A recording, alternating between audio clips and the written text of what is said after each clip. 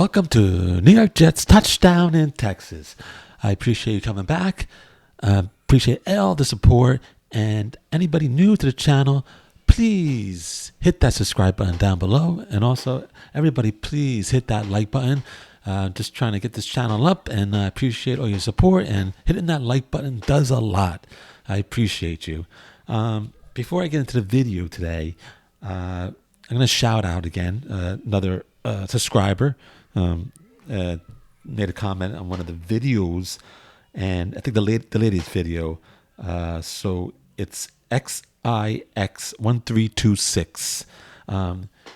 Gave me like a good, good message that he's liked my videos and keep it going, and just said two little things. Said the music. He said it was blasting a little too much in the beginning. He said if you could lower a little bit, and I'll try to do that. I don't know if I can, but I'll try. And also he said try to do some bullet points like for the video, so that everybody knows like what you're talking about in certain parts of the video. So if they just want to go to that part, they just go to that part and listen to it. And I go, that's a good idea. That's a real good idea. And I probably can't do it when I start the video, because me personally, I just do it off the cuff. I have my notes, and then I just go off the cuff. I just off the whatever's in my head, however which way I go down rabbit holes. So it's kind of hard to say, hey, I'm going to talk to like this. But you know what I can do? I can go down into the description and put like a timeline. So they said put a timeline, and then we do timeline. It puts little bumps on the video. You can see the little blips. So all you gotta do, go to the blip with the cursor, put it on it, and it'll show you what is that I'm talking about at that point. So you just go there, click it, play, and then you just do like that. So it'll be down in the description. So you could also look at it in the description and go, okay, 203, he's talking about this, so I'll go to 203. So I think that would work. I think I'm going to try that. And that's for you, XIX1326. I appreciate your support. Everything, your comments. I appreciate everything that you do, and everything that, helped me out with my channel. Okay? Appreciate you. Okay? Thanks a lot. Anyway, let's go. This video is going to be, I don't think no one has done this. So this might be a little bit off, like, what the heck is he talking about? Okay. The thing's going to be about Eric Mangini. You know Eric Mangini. Mangenius. That's right. That's his nickname. They gave it to him after his first season of the Jets. But Eric Mangini. Now, he was a head coach for the Jets from 2006 to 2008. Then he went to the Cleveland Browns 2009, 2010. And then he went to be an NFL analyst, and he went for ESPN. Then he went back to coaching for the 49ers in 2013 for a tight ends coach, and then a defensive coordinator in 2015, and then he got fired in 2016 and back to being an analyst. But he served as a former assistant to Bill Belichick. Yes, Bill Belichick. The evil nemesis, Bill Belichick. That's right. Defensive assistant with Bill when he was with the Jets, and then he went with him to the Patriots. Mangini first caught the attention of Bill Belichick as a ball boy at 23 years old. He was for the Cleveland Browns, and when Belichick was coaching the Cleveland Browns, he liked his work ethic, so he promoted him to public relations. Then he promoted him to offensive assistant, and then 1996, Mangini went to the Baltimore Ravens as an offensive assistant, and then he went with Bill Belichick after that with the Jets as a defensive assistant. And then in 2000, Bill Belichick got hired as coach for the Patriots. Yes, the coach of the Patriots in 2000. And then he went with them and became his defensive backs coach. And when Bill Belichick became the Patriots head coach in 2000, and then Brady came along soon after, that was the doldrums, the black hole of everything, the where the division the Jets was in. The Jets just never saw the light of day after that. I think the Patriots went like 20 years winning the division, and that was it. And the Jets just could not surpass them, could not win the division, could not do anything. Barely made it to the playoffs sometimes, but never never just got anywhere because the Patriots were always there. Bill Belichick was always there to smash the Jets down. All my hopes are just grinded up in his bottom of his boot and his goddamn hoodie. I can't stand that hoodie. But again, I'm going down the rabbit hole again. Sorry about that. So they won 3 Super Bowls together. In 2005, he became the defensive coordinator of the Patriots. And then 2006, he became the head coach of the New York Jets, the youngest coach in the NFL. That's right. He was nicknamed the Penguin also by receiver Vernon Gholston because of his waddle and fierce stare. Okay, now you're saying, why are we talking about Eric Mangini? What is your problem? This is 2025. We got Aaron Glenn, Luigi Angstrom, Fields. What are you doing? What are you doing, Jet? Wake up! What are you doing? I go, okay. This is why. This is why I'm telling you right now. Okay, this is it. I'm saying that I have a trepidation, a nightmare, a premonition that Aaron Glenn might go down the same road as Eric Mangini. That's right. I see all the elements there that this could happen. And I don't want this to happen. What are you talking about? I want Aaron Glenn to win Super Bowl after Super Bowl. But I see a similarity, a correlation between Eric Mangini and Aaron Glenn. I'm telling you. And it scares the freak out of me. That's right. Oh my goodness. Please, I hope it's not right. But I'm just going to give you a little information, a little research I did. And then you make up your mind, okay? You make it up, okay? Okay, the first season, Eric Mangini, bam, a 10-6 record with the postseason berth of he had the comeback player of the year. Chad Pennington was his quarterback. That's right. The previous year they finished 4-12. So just think about that: 10-6 playoffs, and we're coming from 4-12. That's insane. They lost to the Patriots. They lost to the Patriots in the playoffs. 37-16, and for the 2006 season, they were the second in the AFC East. Patriots were first, obviously, all the time. But okay, I'm just giving a little thing. 2006, it was Brian Schottenheimer and for offensive coordinator and Bob Sutton for the defensive coordinator. For the points for, they were 316. They were 18th in the league, and for points against, they were 295, 6th in the league. Pretty damn good.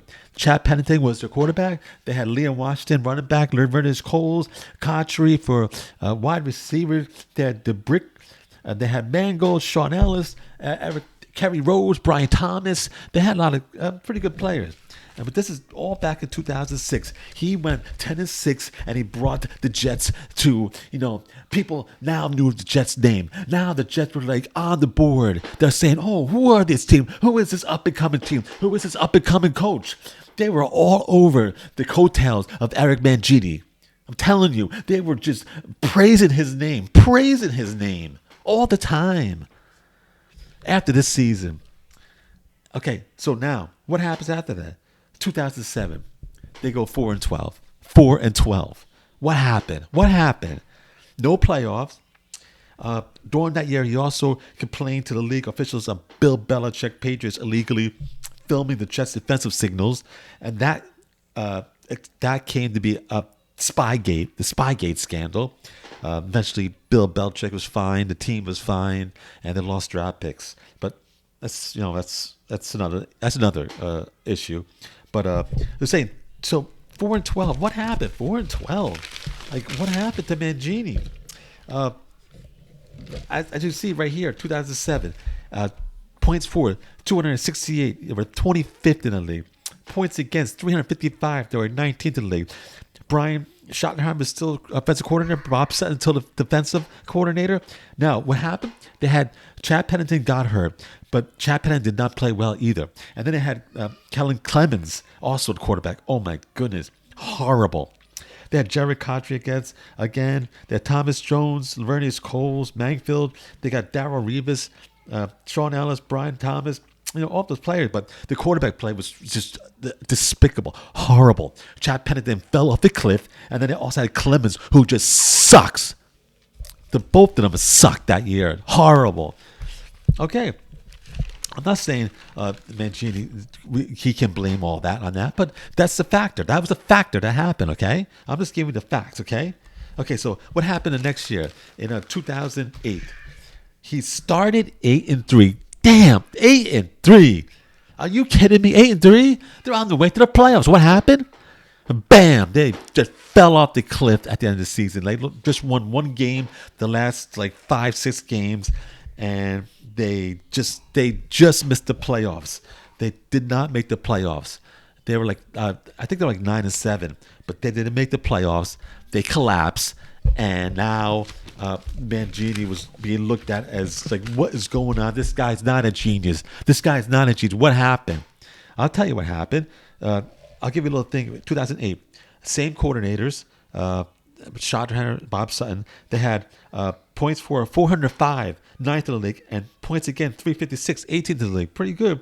They had Brett Favre came to the league. Brett Favre came to the Jets to lead them to the promised land. They had Jared Cotry, Thomas Jones, DeBrick, Lavernius Close, Anna Faneca, Nick Mangle, Damian Woody, Brandon Moore. They had all these players. Kerry Rose, Brian Thomas, Darrell Revis. They had all these players. Okay, but he's saying, what was going on? What was going on? Okay, I'll tell you right now what's going on. Okay, this is what happened. This is what I'm telling you. The correlation. This could happen. This could happen. Aaron Glenn. I'm telling you, this is gonna happen, Aaron Glenn. Let me give you a little thing. I gave you all the league percentages about the points for, points against for each season with Mangini as a coach. Now with Aaron Glenn was the Detroit defensive coordinator before he became the Jets. Obviously, head coach right now.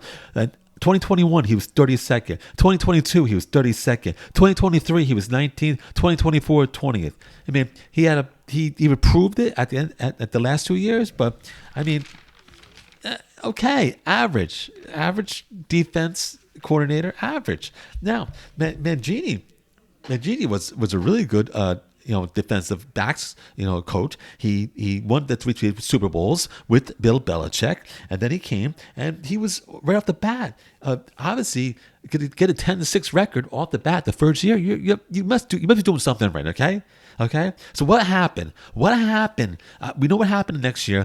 Bad quarterback. Quarterback's hurt. They sucked. They had nothing. Nothing was going. Okay. So let's go. Third year. Okay. So what happened? What could this happen to Aaron Glenn? Yes, it possibly could. Because you know why? You know what happened? I'll tell you what happened. Woody goddamn Johnson. Woody did it again. He did it again. And I made a video of this already. And I tell you, Woody will not step away, leave the coaches, leave the general manager, leave the people who know football away. He can't do it. He didn't do it this time because you know why? He likes the shining big bright lights. He likes the shiny objects. He likes the little toys like Brett Favre was coming from Green Bay. Okay, he went through all that Super Bowl. Yeah, it's all great and everything like that. But he's older. And he's looking for a place to play. And oh my goodness, Woody Johnson, look at this. Oh my goodness, look at this. Brett Favre, bring him to the Jets. You know why? Because they're gonna put fannies in the seats. That's right, fannies in the seats. During this time, they were just about to open up, getting the stadium up and running. So what would happen? Let's bring in Brett Favre. He's gonna sell tickets. I don't care if he's gonna, obviously it's a great talent. We know that, but you know what? And let's bring him in. But you know what happened? Mangini was against this. Mangini was against the idea of acquiring Brett Favre in Green Bay in August of 2008. He felt it was against everything he and general manager Mike Tannenbaum were building. Right here, we weren't going to be a team that was going to be built on one guy. This is Mangini. We were a team. I preached that and I preached that. When we had the opportunity to bring Brett in, it didn't fit with the vision. The idea of bringing someone in who was really bigger than the team. We were selling seats, opening a new stadium. All that was part of the discussion. I thought, okay, for 1 year, we can do this, but we had a very crystal clear understanding that it was an experiment, and then it wasn't. Right there. Right there. He didn't want Brett Favre. He was trying to build the team the way it should be built. A vision. Young players, get the quarterback, bring up the quarterback, bring up the young players, and then go from there. No. Woody Johnson wanted the shiny toy to be put in the stadium because they were selling tickets to get the stadium up, to sell tickets to that stadium. Because he wanted to sell out the stadium. He didn't care about the Jets. He cared about his own pockets. That's what he cared about. And and this guy, Mangini, it's like Aaron Glenn, team. He was wanted to build a team, just like Aaron Glenn's trying to do right now, just like he's doing right now. I'm telling you, that's why I say the correlation, the parallel, you see the connection. That's what happened. They didn't want that. He didn't want that. He absolutely didn't want. He didn't want Brett Favre. He didn't want him. Before Mangini got on board, Johnson told him he would not be fired. Okay, if it doesn't work out, you're not fired. I'm telling you right now, you're not fired. I was told no matter what, this is what he says. What happens if we bring in Brett Favre for you're absolutely safe? I probably should have gotten that in writing. That's goddamn right. Because you can't trust a goddamn word out of Woody Johnson's mouth. You can't trust anything out of his goddamn mouth. Because he just all about himself. Woody Me Johnson. That's what it is. Oh, yeah, this is what happened, right? Okay, let's go. Favre and Jets started out great, 8-3. Then Favre suffered a torn bicep. The Jets lost 4-5, and Mangini was called just before the midnight after the team's final game and a loss to the Dolphins. And Chad Pennington, the QB of the Jets, cut when they got Favre. He was the quarterback of the Miami, and that was they played him the last game, and go figure. They lost to Chad Pennington and Dolphins, and right there, Woody Johnson said, "You're fired. You're fired. Bye." But what you told me I'm not fired. But hey, doesn't matter. Hey, you this fell apart. It's all your fault.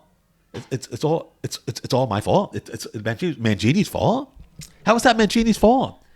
Everybody's like, "Oh my God, how did he collapse? How did he collapse?" This guy had a torn bicep. You can't play with a torn goddamn bicep. I don't know how he was throwing the ball.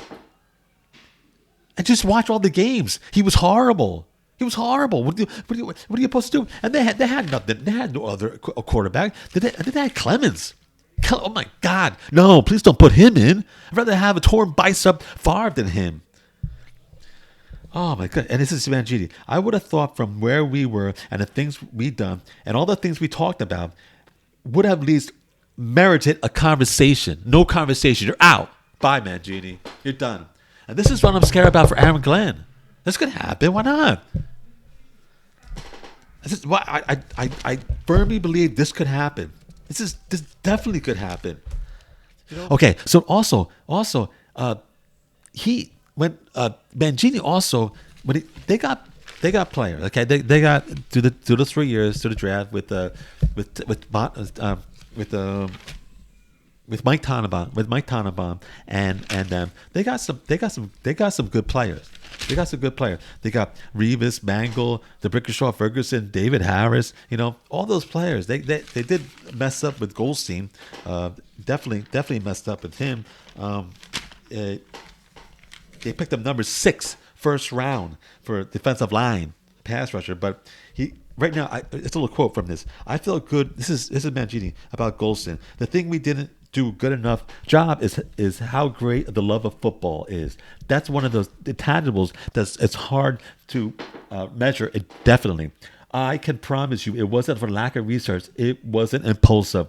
We did a ton of work, but we were wrong. That and you know what? A little funny thing on the side. The Saints wanted to trade their up to their 10th pick for the Jets' 6th pick, but they turned it down.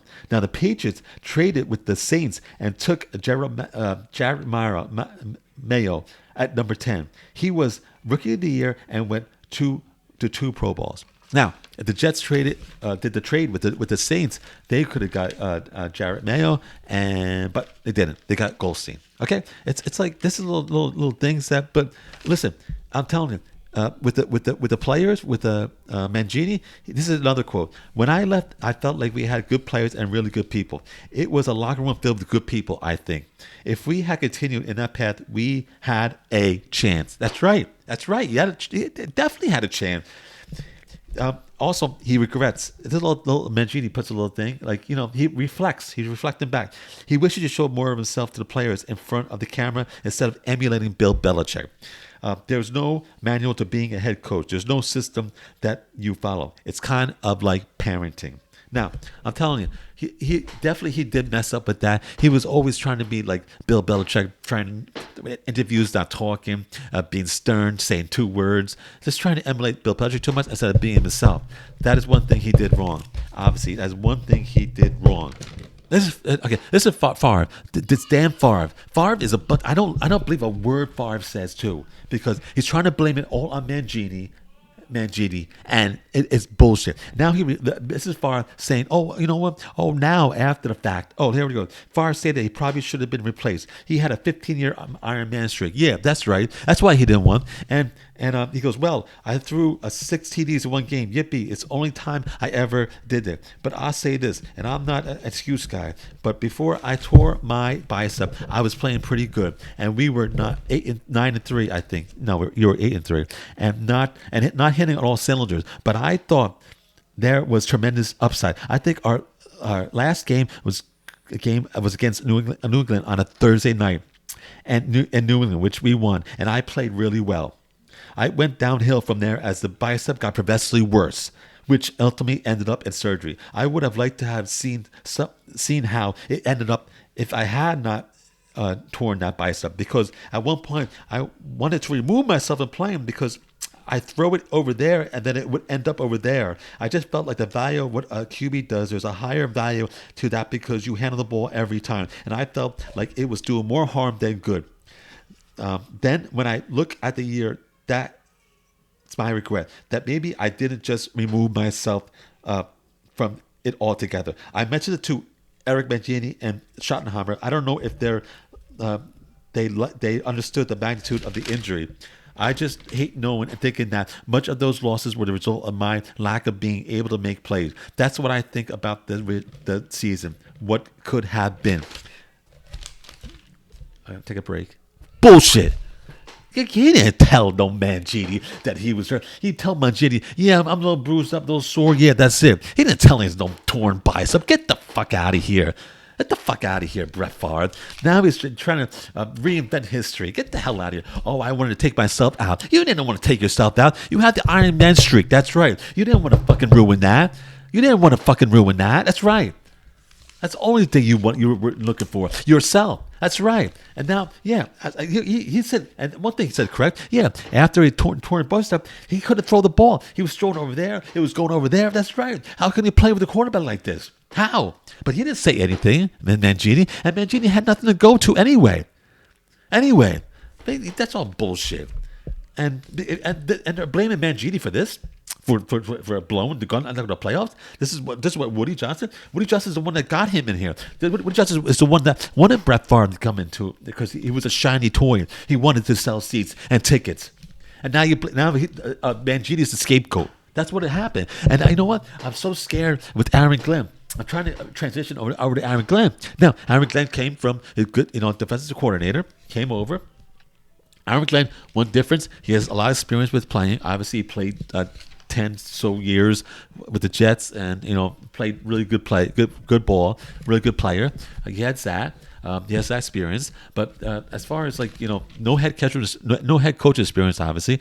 Now, but I'm just scared that he could first year like Mangini, bam, or off the bat. Like I said, I think maybe I gave him a 7-10 record, but hey, I was being realistic there. But we never know. Things hit right. Things go right. Things, people play really, really, really good above their limits and so forth. But he could really ball out the first year, like even make a playoffs appearance.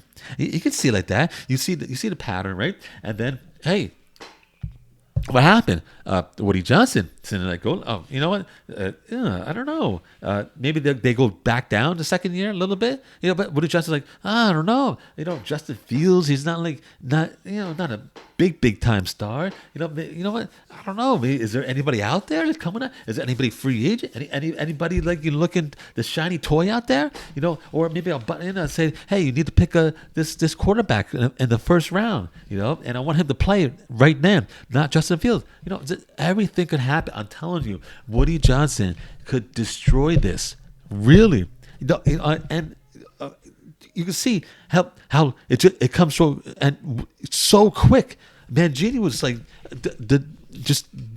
they were just carrying him on the shoulders after the first season.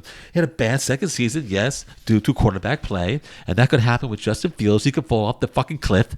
That's right. And then what happened? Oh, Woody Johnson gets scared. Oh my God, let me go find another. Where is it? Is there a player out there? Free agents? I want him. I'm going to pay him. I don't care if he's old and Derek and just he had his best years behind. All his best years are behind him. No, let's bring him in and see what happens. And then you can see this happen. Like, oh my goodness, like Eric Mangini, I think was a really good coach. He had some problems, like I told you. He definitely tried to emulate Bill Belichick too much, but he had a problem. He should have more like attached to his team as far as like communicating. Maybe a lack of communication with the team also. But he was young, but he was a damn good coach. You could tell. He knew how to coach. And he was a stern guy, and he wanted responsibility, accountability. That's what he did, and that's what Aaron Glenn is. That's what I'm saying. This could be. I'm saying. I see. Oh my goodness. I hope not. I prayed. I hope not. Really, I hope. But I'm just scared about that. I don't want this to happen. I want Aaron Glenn to do everything he possibly did to win, to be a success. But you see what happened with Mangini. You see what happened to him, and I think he got the raw side of the stick. He got the raw side of everything from Woody Johnson. And you can see the one X factor here is Woody Johnson coming down and ruining everything. Like I said. So it doesn't matter what coach comes? It could not. And Aaron Glenn could be just another coach that just goes on, plays a little good, and then all of a sudden Woody Johnson comes in and bam, just blows everything up. And goodbye. So I'm just letting you know what you think about what I say. I know it's it's off the out of the box thing. Eric Mangini and Aaron Glenn, but if you really look at it, there is very similarities, and you can see that it could derail. The train could derail just like it did for Mangini. It could for Aaron Glenn, and I'm scared about that. I'm really scared about that. I hope it doesn't. But I've just had to bring this up because it just struck me, and when I find something that strikes me, and I go, oh, I see something in here. This could be something that that's scary for the Jets. But I just hope it doesn't. I hope Aaron Glenn just goes on, does his coaching, does his everything, and does he wants to do his vision for the team, along with Luigi and everybody else on that team. But just like Mangini, he had a vision. Like he even said it. He imagined. He didn't want Brett Favre. He had a vision for his team, and then he had to accept. Whatever Woody Johnson was stuffing down his mouth, stuffing down his throat. And then he's like, you know what? If this doesn't work, I'm okay. We can still work it out next year. Yeah, no problem. Yeah, you can work it out next year, Woody Johnson said. And what happened? Bam, he's fired. It's the same thing that happened. Another coach. So I just hope it doesn't happen, and I just want to just bring this out to everybody, okay? Just bring this point out, issue out that I think is there. Okay, everybody, leave comments, questions, anything down in the chat, please. I love comments. I'm always there. I'm always responding. You see, I shouted out somebody. I do read all comments and I respond because I love the people that come on my channel. I love my supporters, and I appreciate everything that you guys do for the channel to watch my videos and to like me and to views and all that good stuff. Okay, I appreciate you. Any new people to the channel, please subscribe down below. Everybody hit that like button. And till next time, I will see you. And you know what's coming up now. Let's go, Jets.